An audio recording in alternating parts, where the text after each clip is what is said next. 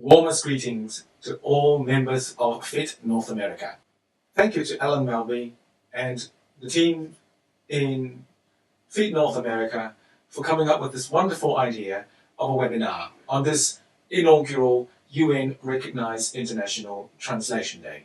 Thank you, Bill Rivers, for moderating this session and all the fellow guests who could join us in celebrating this historic moment. As you know, International Translation Day has been an initiative to recognize and promote the importance of professional translators, interpreters, and terminologists around the world on St. Jerome's Day, the patron saint of translators. This has been an initiative of the International Federation of Translators, FIT, since its inception in 1953. Many organizations around the world have been celebrating the International Translation Day through its annual competition of theme and posters, as well as events highlighting to the public the importance of professional translation, interpreting, and terminology management. And this is indeed why the United Nations have recognized our role in world peace, understanding, and development, the vital missions of United Nations. And we are right at the center of United Nations mission. Later, you will hear from Linda Fitchett, my dear friend and colleague, previous president of IEC, on how IEC has been working with UN, especially in the field of interpreting. So I've been asked, what is the significance of UN passing Resolution A71-288, recognizing the role of professional translation, as well as enshrining International Translation Day as a UN holiday? I think the event earlier in May, when the United Nations General Assembly adopted this resolution, recognizes not just the importance of translation and interpreting and terminology, but also the importance of collaboration. Why it took place in 2017 can be traced back to the fact that FIT has, in the last few years, increased in its effort in collaborating with partners, sister organizations and specialist organizations, to work on dedicated projects on the visibility of translators, interpreters, and terminologists. For example, Linda and I and Maya Hess from Red T have been involved in highlighting the plight of conflict zone interpreters and linguists since the Critical Link Conference in Birmingham. In 2015, WASLI, World Association of Sign Language Interpreters, and FIT signed a Memorandum of Understanding. This important collaboration has contributed towards FIT being better known in the sign language world, in the disability world, and as a result, in the United Nations. Our work with the World Federation of the Deaf, WASLI, meant that for the first time in 2016, we celebrated jointly the International Week for the Deaf, which is also in September, as well as the International Translation Day. Similar collaboration has also culminating to joint effort in 2016.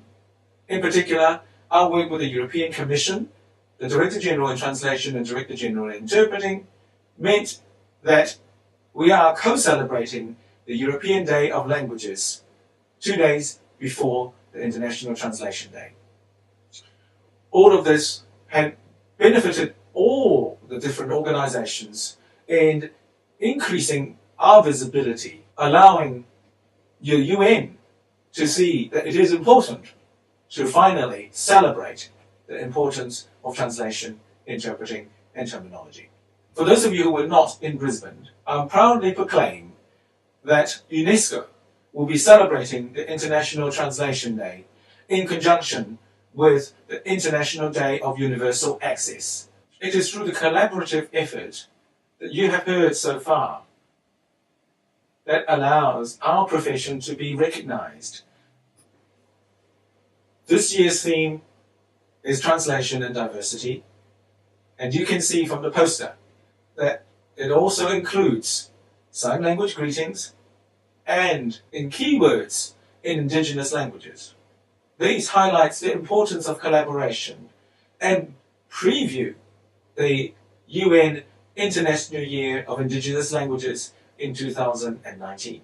Translation, interpreting, and terminology encompass all of human condition and interaction. This is the diversity of our profession. There's nothing more endangered than diversity.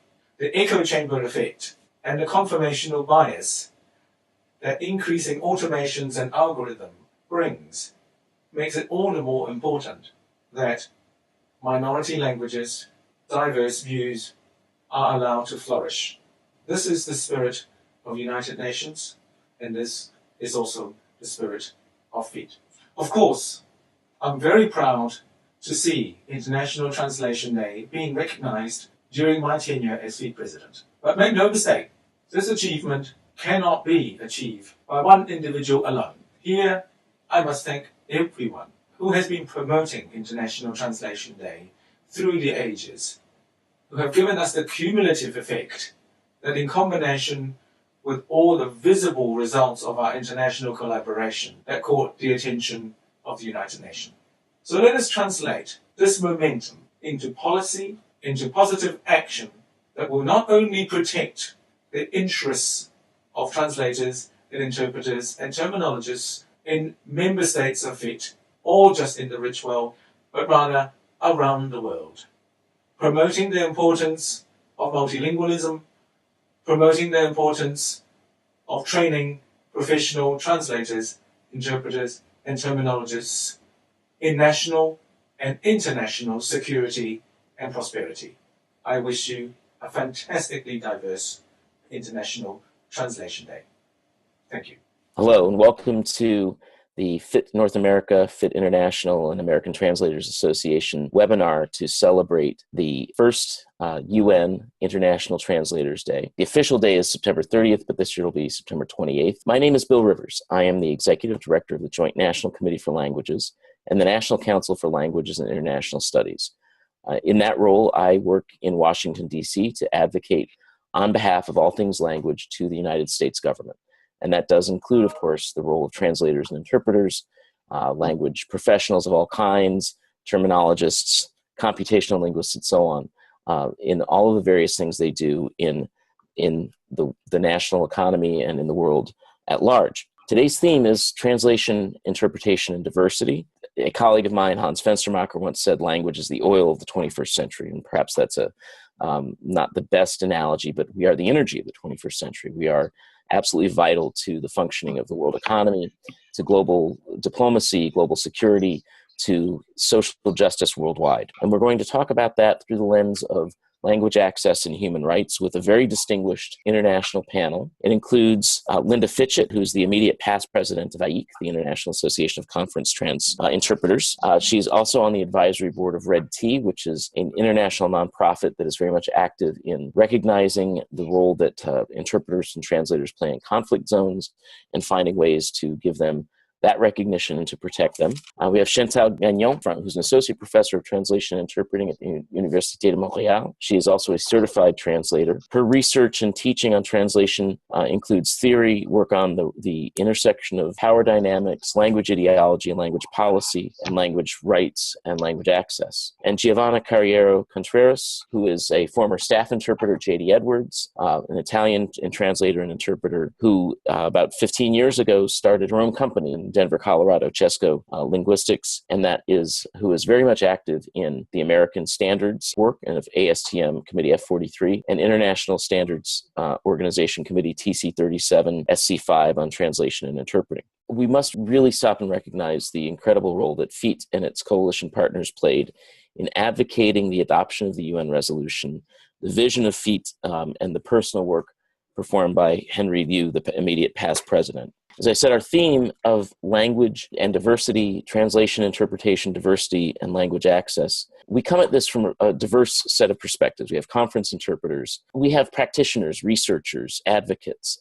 folks engaged in standards, a multitude within our small body. Coming from the States, you might think that we've turned our back on diversity, perhaps as a body politic.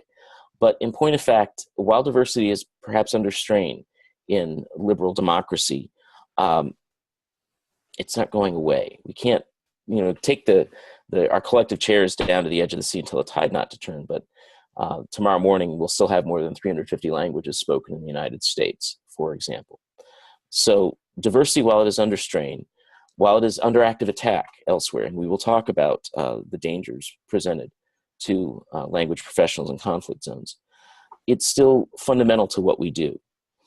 We recognize language and human rights in a variety of charters, for example, the European Communities Minority Language Charter, in executive orders and laws, in the Canadian Constitution and the laws governing language in Canada, in Title VI of the Civil Rights Act of the United States. So there are, in a number of places, there are significant legal frameworks, but I know that Chantal will talk about that as well. So we have reason to think that diversity and language access will continue to expand. And finally, I'd say that what we understand and what we often end up telling ourselves, and Henry touched upon this, there's a confirmation bias that comes from our own work and our own perspectives, that we think language is great and we talk about it a lot. It tends to be invisible unless something goes wrong, which happens far too frequently, and then it may get some public attention. But in point of fact, language is fundamental. Language access is fundamental in social services, in the administration, the fair and equitable administration of justice, in access to economic development. And what we do is, as language professionals, whatever part of the language enterprise in which we work, what we do is fundamentally humanistic and fundamentally humane and fundamental to the 21st century and to making the world a better place. And that's kind of unique in a lot of other industries. People are focused on much shorter term things. So I would like to turn to Linda and to start by asking her to tell us about her organization's work and the coalition work to recognize and protect translators and interpreters in conflict zones. Yes, thank you very much, Bill. You know that I come basically from conference interpreting, so I am as you said, the immediate past president of IE. And in January 2009, we had our assembly, and some of our members had been seeing press reports from Iraq, Afghanistan, about interpreters being killed or wounded out there during the fighting, local interpreters who had been recruited to work for basically the coalition NATO forces. And we began to get very worried. We saw all these reports and we thought there was something that we should do. Okay, we're conference interpreters, but we also have to see the bigger picture. There are other interpreters out there, and these were not professionals, but nevertheless they were doing the job that we all do. They were serving as intermediaries between two groups of people who didn't speak the same language, and they were being killed.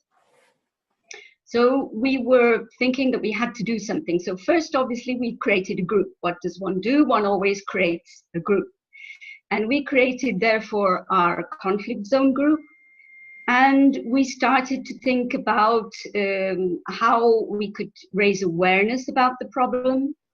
We adopted a resolution already at our assembly saying that what we wanted was some kind of international legal instrument which would help to protect these interpreters. And also we had this more perhaps long-term idea of creating some kind of new social contract between the public at large, society, and interpreters, linguists. Because we realize that we don't have always a very good image, we don't always even have the respect or even public awareness of what we do. And so these were the three main ideas which were in our resolution. We created our group and we started to work to try to make contacts. One of our members pointed out to me that they'd seen another website called Red Tea, and that they thought that we as IEC and Red Tea must have some kind of common idea, because Red Tea also, as you know, is an NGO which is looking to protect interpreters worldwide. So in 2010, there was a meeting of Critical Link International in Birmingham, England. And I went over there, most particularly to meet with Maya Hess of Red Tea. During the conference, we also then met Henry Liu of FIT, and also someone who's a little now out of the picture, but at the time was very interesting. I believe she had a role in the administration of the International Criminal Court. And we started to talk about, what we could do for these interpreters. And the first decision was that it might be a good idea to write down a few guidelines for interpreters in conflict zones, but also the rights and responsibilities of those people who employ them. And there is a bit of a problem there, because the military does not always, in fact, the US military most particularly, does not recruit these local interpreters themselves. They recruit through agencies. So you have the middlemen, and the middlemen don't necessarily know a lot either about interpreting, about what we need to do a good job, so on and so forth. So we have the guidelines. And then it was Maya in Red Tea, and she conceived of the idea of writing open letters. And that's when we started with FIT, IEC, and Red Tea, writing open letters to governments, not only about the interpreters in Iraq and Afghanistan and the need to protect them, but also about especially translators who were having a rough time in some countries around the world which don't necessarily like some of the things that are translated, and find themselves therefore in prison or indeed under sentence of death. So we started writing these open letters, and this is what we're still doing. And we are also, as you know, still advocating for a legal instrument. We, as IEC, we managed to get a first mention in a European organization's legal text. It was a declaration on behalf of the members of the Parliamentary Assembly of the Council of Europe. The Council of Europe is a much broader European body, very involved in human rights. And the members from all of the different political parties signed a members' declaration in 2010 saying that we should protect the interpreters around the world. And now we're hoping, together with our coalition, which has grown in the meantime, we're no longer just the 3 members. We are now IEC, FIT, Red Tea, but also IAPT, the International Association of Professional Translators and Interpreters. We're Critical Link International with many community interpreters. WASLI also, the World Association of Sign Language Interpreters. There are 6 core members now of the international coalition. And we're now hoping for a UN resolution, which will also say at least something about the protection of interpreters. We would very much like it if something could be said similar to what's been said on a couple of occasions in resolutions in the UN about journalists and the need to protect them. Mm-hmm. Mm-hmm. So we move along gradually with awareness, with this kind of thing. In a nutshell, I think that's about what I have to say about how the international coalition has developed from the 3 associations now to 6, and lots more bodies which sign our open letters. Linda, this has been vitally important in our work in Washington, D.C. for advocating for the special visa program for yes. Translators and interpreters from Afghanistan and Iraq and the the fine work that the coalition has done, the data they have provided, have actually proved fundamental to our ability to make the case that that program needs to be continued. We are hopeful that, again, for 2018, which officially starts on October 1st, according to our fiscal year, that the special visitor program will be continued, and hopefully the State Department will execute that program faithfully. You talked a little bit about ethics and the responsibility of the organizations which employ translators and interpreters in conflict zones. That's been a persistent challenge, at least from the U.S. industry perspective, because those middlemen, as you say, they actually are generally large defense contractors and not necessarily from the language industry. They get into the language industry by dint of holding one of these contracts. So I'd like to then turn a little bit to Giovanna, and for some context, if you read the fine work done by the Common Sense Advisory on the state of the language industry in the U.S. and worldwide, the U.S. language industry is about $40 billion a year, and 80% of that revenue comes from 6,000 small businesses, of which we have one represented here. Giovanna, what's your sense of the role industry has to play in highlighting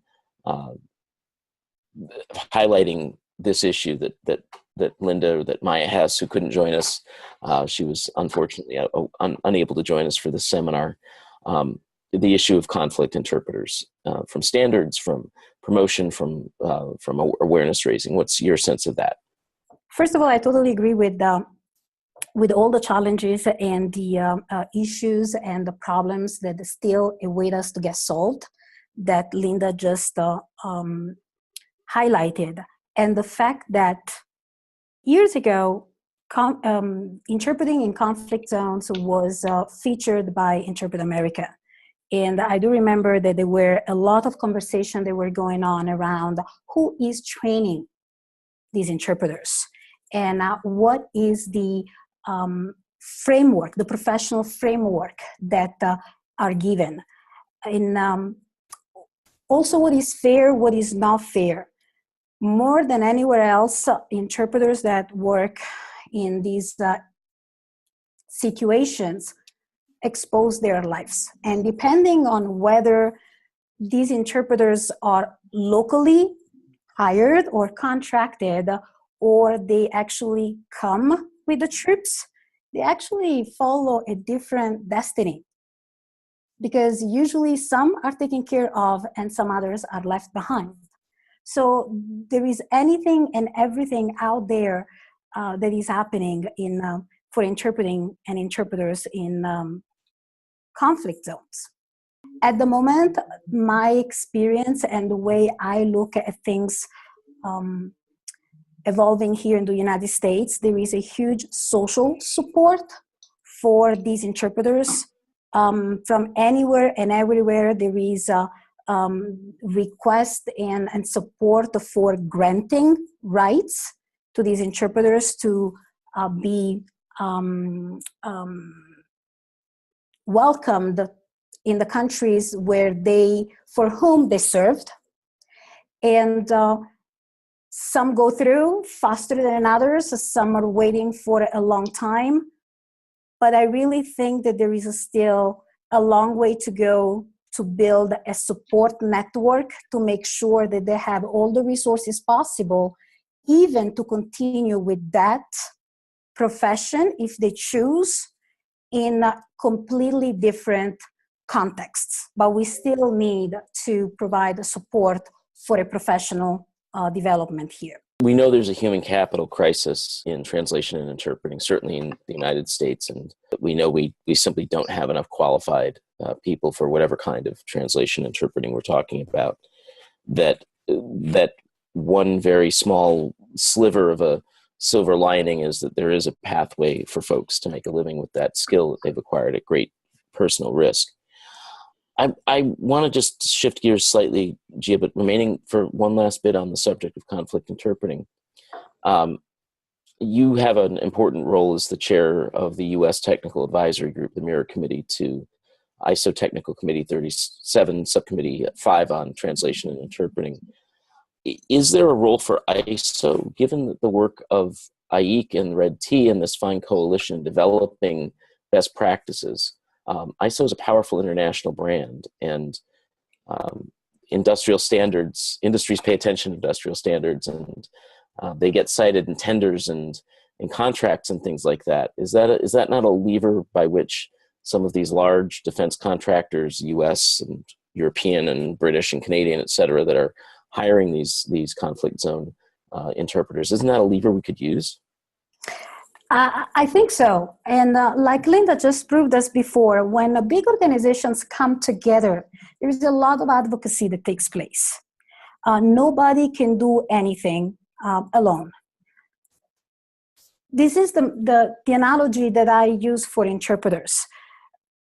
If you could be living one day as an animal, would you choose to be an eagle or would you choose to be a goose? Well, most of us would say, I want to be an eagle. Why? It's majestic, it's beautiful, it can fly very high. But you tell me one time that you have seen an eagle flying with someone else. But you tell me if you have ever seen a goose alone.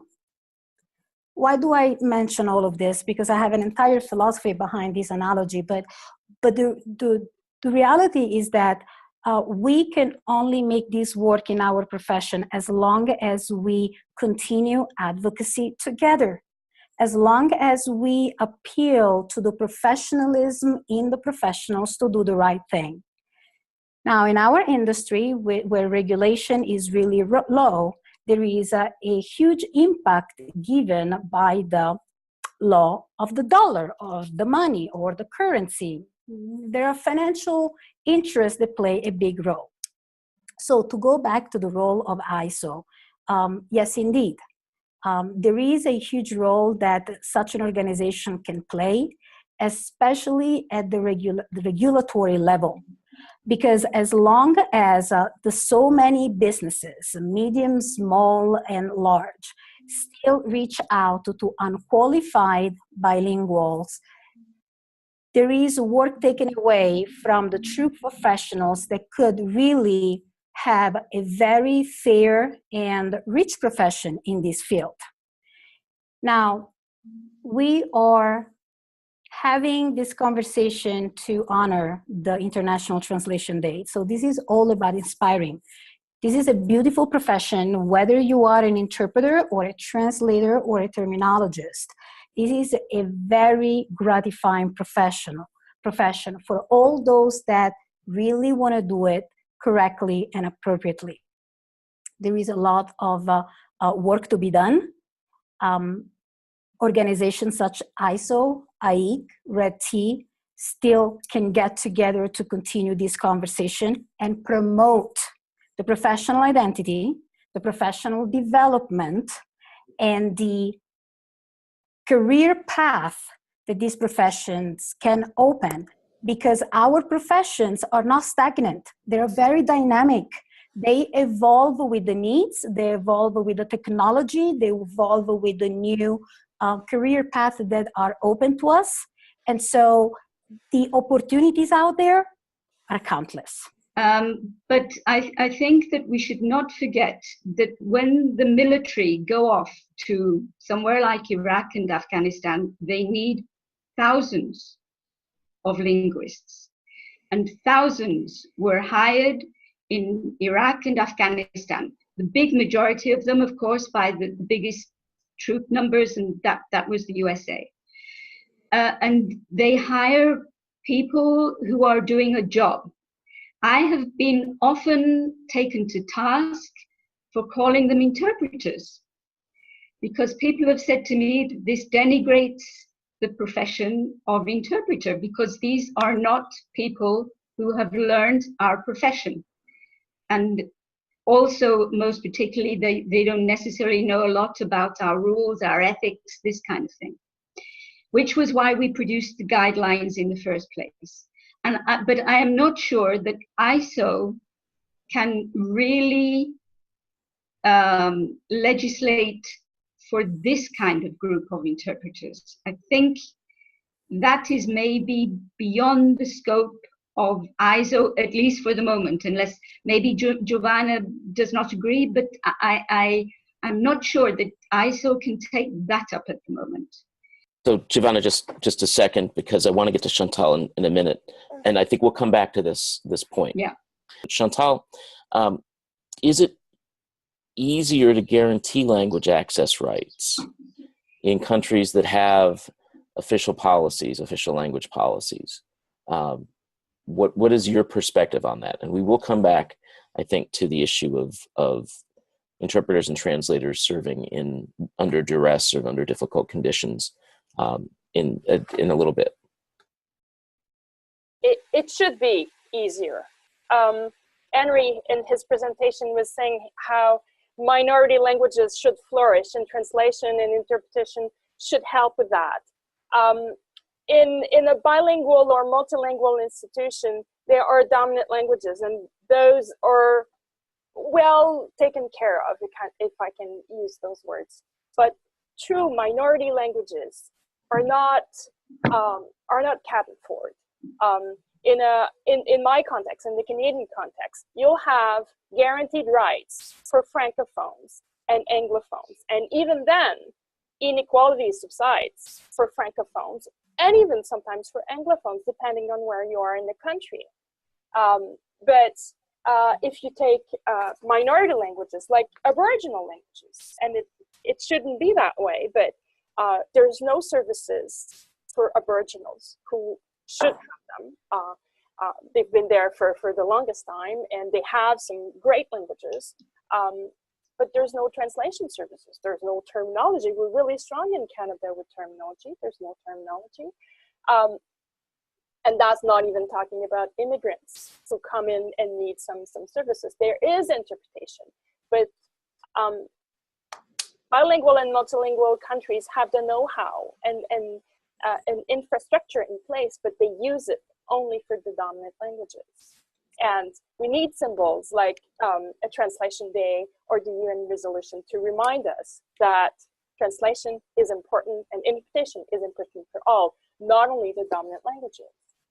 So your position, and I think probably the position of everyone on the panel, that language access is in fact a basic human right. Could you elaborate on that in light of our foregoing discussion? Yes, of course. I think that it's a human right.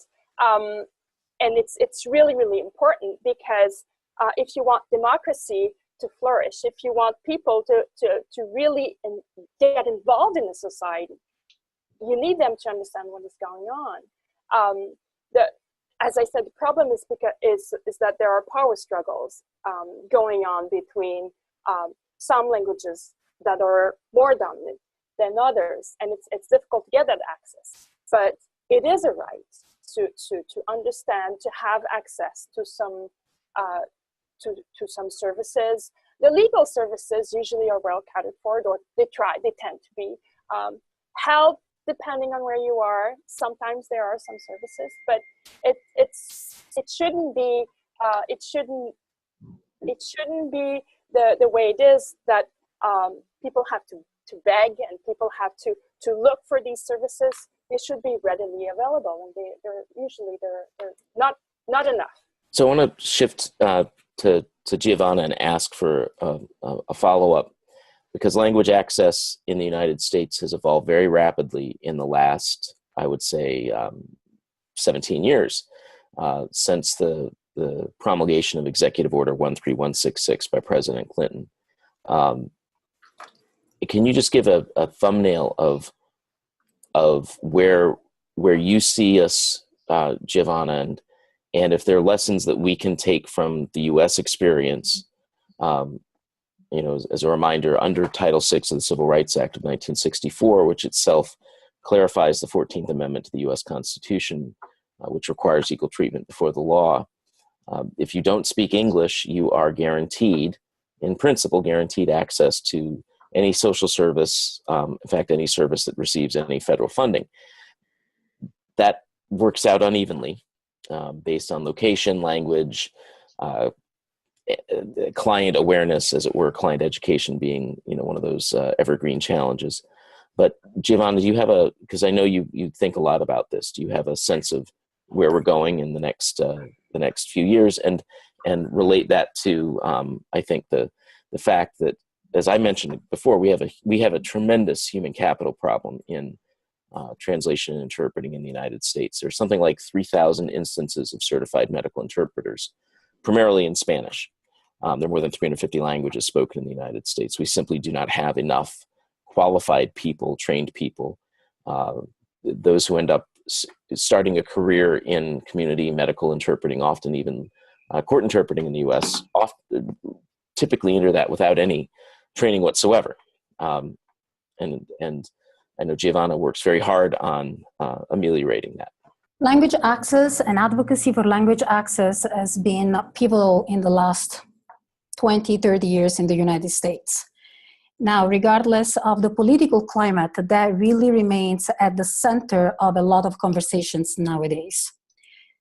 Community interpreting, just for those that are not familiar with the term, is what is also otherwise defined as public sector interpreting, public services interpreting, and it's any interpreting that facilitate communication between two or more people to access community services such as medical, school, education, social services.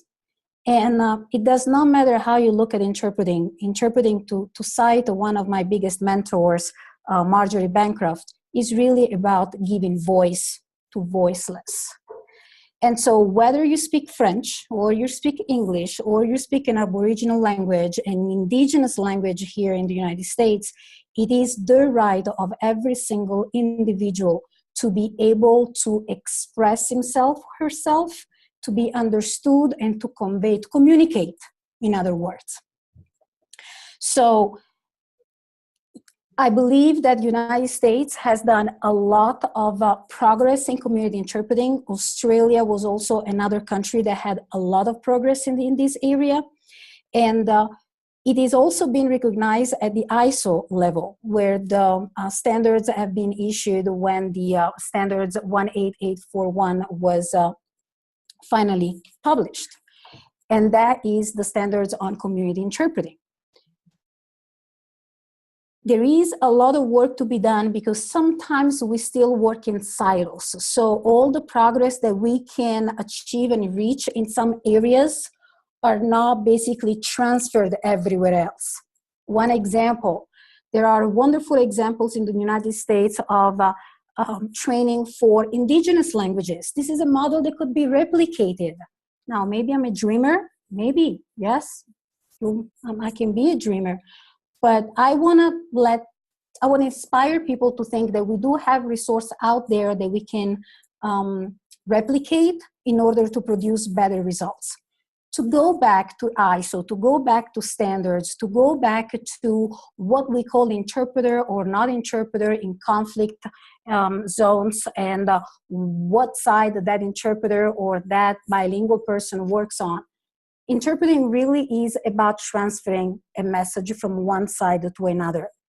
And because of regulations, this is not done very effectively from the get-go, because the huge percentage of interpreters and translators still get to the profession just because they speak two or more languages. So there is a lot of conversation to still have about training and continuous development. How do we regulate our profession so that our professional identity is not only recognized and a knowledge preserved, but also open path for development? Now, if we compare a community interpreter, an interpreting profession, to any other profession, I would say that we have a little bit more of challenges because the training, if you only look at how many languages are spoken in the United States, or even in one of our states, how we can really provide effective training and effective equality, to mention, to go back to what Chantal was mentioning, right? To every single language combination, it's a huge challenge. And we recognize that. And that's why, Linda, I do agree with what you said about ISO before. That's why I did not talk about standards earlier in that conversation. I talked more about support and advocacy by the big organizations. So I totally relate with what you clearly stated, and I thank you for that. So to go back to language access, interpreting and being and having a communication that is clear and understood by everybody is a human right because it preserves the dignity of each one of us. None of us would like to talk with someone that does not pay attention to us because they don't understand. There was a very effective video that was posted years and years ago where instead of having as the usual the diverse language in an English-speaking hospital, we had an English speaker, I think it was in a Norwegian hospital, and nobody could understand her. Everybody has the right to be understood. And the language access should find its own way to be developed and be compliant with. Because there is a lot of work to be done, not only to be compliant, but also to make sure that that compliance exists. Yes, there is the executive order in the United States and Title VI, but there is a lot of also advocacy that we can do around explaining what are the ins and outs of that compliance. Because receiving funds, no matter what program calls you for compliance in all the programs that the organization delivers, regardless of whether or not these programs are open to diverse languages. Well, I think you bring up a very important issue that Chantal started to talk about. I know Chantal works on in her own research. The U.S. doesn't have an official language policy. We have a de facto language. We have no de jure language, official language. There are states that have, we have a number of states that are officially bilingual. We have a number of states that are officially monolingual, and those are effectively symbolic because, again, federal law, the Constitution and the Bill of Rights trump any state or municipalities' attempts to say that we're going to only use English because, again, if they're providing social services, however that's defined, they have to provide language access. And we have this set of regulations, Section 1557 of the Affordable Care Act, and the regulations promulgated last year to implement it, that also impact language access, certainly in healthcare, whether or not it's federally funded. But I think coming from the U.S. perspective, and I've worked on language access in the U.S. since August of 2000, when the executive order was signed. We're sometimes, I think, taken aback that in other contexts where there are sometimes fairly elaborate official language policies and fairly elaborate protections for minority languages and communities resident in that country or region, you still don't have a guarantee of access in the courts, in the medical system, in whatever kind of social service that you're talking about. And for that reason, it's part of why ISO TC37 SC5 took up the community interpreting standards, took up medical interpreting and legal interpreting. Legal translation is that it's essentially there is no codification outside of a very limited set of contexts, primarily in certain parts of the EU. I'm not entirely familiar with all of the EU contexts, and it does vary from country to country. We also in the States tend to think of the European Union as one monolithic entity, which it isn't. The Not U.S. yet. Not yet, yeah. And the nationalists in Britain are going to make sure that doesn't happen, I guess. But I shouldn't editorialize, but I just did.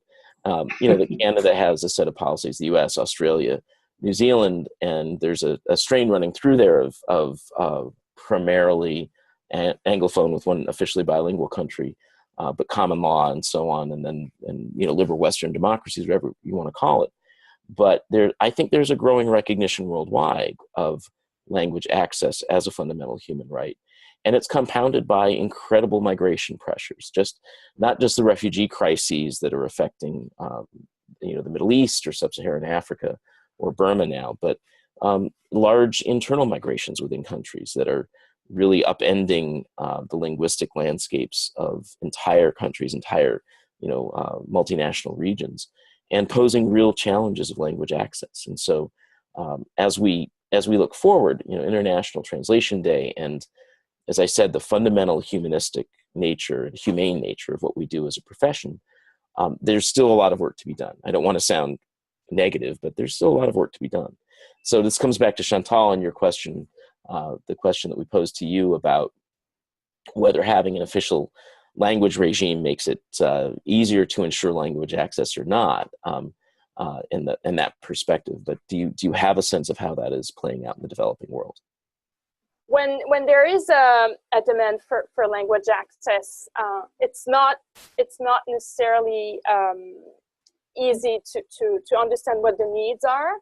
And I guess if there are some in some countries, there will be institutional languages that are official, and the needs for these will be catered for first. But when new immigrants arrive, I guess they need the resources, the financial resources. Sometimes they don't have it. They need human resources, and they don't necessarily have it. So even if it's a right, if it's a human right, I think collaboration needs to be done at a bigger level than the country. I think it needs to be done at a higher level, and that's why we've been saying how we need collaboration among professionals, but also among countries, and it has to be done at an institutional level, and it's not at the moment. I think in developing countries, the problems are particularly acute. And I want to ask a two-part question for Linda, following up on Chantal's contribution. First, how does one get involved with what you're doing for the interpreters in conflict zones? And second, where do you see the issue of language access and diversity emerging? I think one gets involved, simply as I got involved in our Interpreters in Conflict Zones group. It's by chance, and somebody saying, "Oh, that's a good idea, you do it." Because I think all of our associations, they often come up with very good ideas, but then people find it very difficult to give up time from work, from family, from all kinds of things they're involved in, to actually then stand up and do something. And it just so happened that at the time, I had time, so I became chair of our group, and other people who had the time gave their time. And I think that's basically how our associations work, and that's how we get involved. Obviously, you have to have an interest in the subject, and think that you are finally going to achieve something. So I think you also have to be relatively optimistic, like Giovanna was saying earlier. I think that to come back to Chantal's field of work and human rights, and whether it's easier to work in a situation where you have policies already adopted, I think that's obvious, that it's always easier if there's some kind of a policy that you can work on. I think we shouldn't forget that when the UN adopted the Declaration of Human Rights, which was 1943, something like that, they already said that it's necessary for everyone to have an understanding of these rights in order to bring about freedom, justice, and peace in the world. Now, how did they expect everyone to have an understanding of these rights if they didn't think that it all got to be translated somehow into all the world's different languages? Now, I don't know how many languages the Universal Declaration of Human Rights has been translated into so far. I would think it's 500 or 600.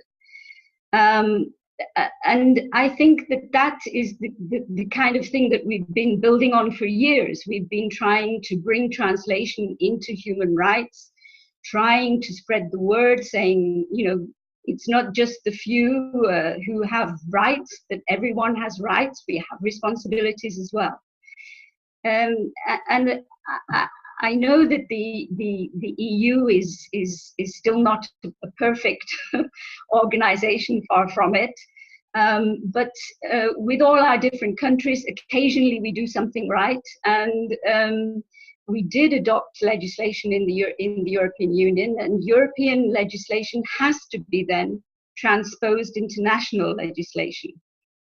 And one thing that the EU decided on was that everyone has the right to translation in a court of law. Now, it's all very well to adopt legislation, but then you have to implement that legislation. And, you know, as the others have been saying, there are so many languages now with globalization, with this thrust of migration, that it is practically impossible to make sure that you have professional translation and interpretation, even in all the courts of law. And if you then get national countries, which I prefer not to name, but you know, some implement the legislation better than others, and if it's impossible in the courts of law, where there is legislation saying there's got to be translators, interpreters in the courts of law, how then are we going to get them also in all the other community areas? And the community interpreting is certainly the branch of interpreting which is growing at the moment. It's not conference interpreting. Conference interpreters, you know, okay, we still work in the big international organizations and for business and so on. Yes, there's still a market, but our market is not growing, mostly because, as you were also saying earlier, Chantal, I think, was saying about the dominant languages. And we know, we can see this evening which dominant language in the world is, right, at the moment. But it may change. I mean, let's look at world history. What wasn't always English that dominated the world. There have been other great civilizations, so it may change also in the future. But the number of languages that you might expect to come across in community interpreting, in legal interpreting, I think we have to be a little bit realistic about what we can aim for. We have to move forward, you know, step by step, get ourselves out there into the marketplace, get more respect for our professions, which we have never really managed to do. It's a very difficult thing because people think, oh, well, you know, you speak 2 languages, you can interpret. No, you can't. It takes a lot more than speaking a couple of languages, and one of them is usually a lot better than the other one, to make an interpreter. And although we have we do have schools, we have courses, our associations try to train interpreters. Is it ever going to be enough? Probably not, with the thousands of languages and minority languages that exist in the world. But, you know, you have to proceed step by step. And I think, you know, we're doing the right thing. Whether our governments are is another matter. Well, that's the role for advocacy, and it took me probably 25 years to figure out there's no magic bullet that will ever convince government or business or whatever sector of society of the absolute necessity of what we do. We always have to make that case. So I'd like to turn to Giovanna for a couple of last words as we wrap up. I would like to continue segue on the positive note that Linda finished up on, and whether we work as terminologists, interpreters, or translators, this is a beautiful profession that is of service to others when it's accurately done. There is a lot of work to be out there, so if you want to get involved in any, start with your local associations. Like Linda said, find the time. So not all of us have the time of the world, but each one of us can have time to put together and work together at it. And so let's be the flock that this profession needs from all of us. And with that, I just commend everyone for International Translation Day. Thank you. Happy Translation Day. Happy Translation Day. Yay.